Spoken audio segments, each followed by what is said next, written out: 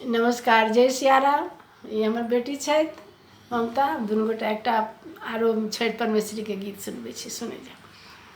छोटी मोटी डोमिन के बेटिया से भुइया लोटू के, छोटी मोटी डोमिन के बेटिया से भुइया लोटू के, सुपतू दी है गे डोमिन, भेला अरगा कबेर, भेला अरगा कबेर, छोटी मोटी मालिन के बेटिया से भुइया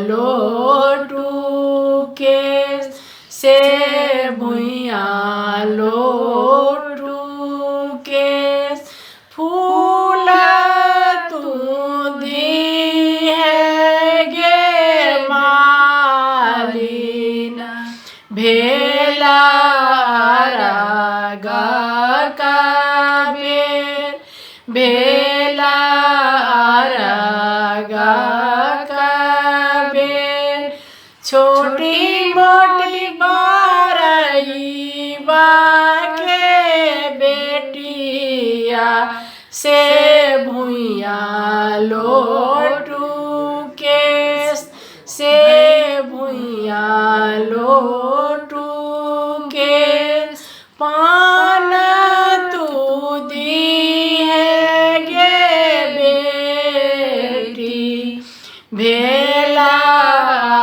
अरगा कबेर, भेला अरगा कबेर, छोटी मोटी हलुआइया के बेटिया से भुइया लोटू के, से भुइया लोटू के, मधुर तू दी है गे बेटी, भेला अरगा कबेर, भेला अरगा कबेर, छोटी मोटी ग्वालिन के बेटिया से भुइया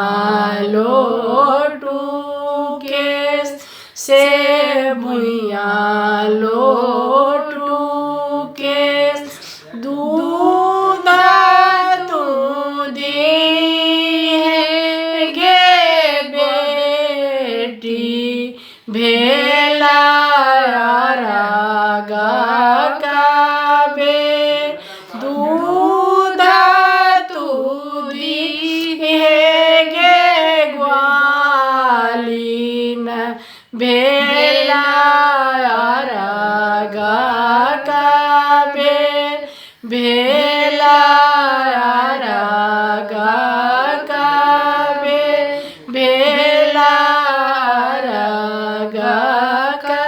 नमस्कार, जय सियाराम। सुनै जाउ, जय छठी माई।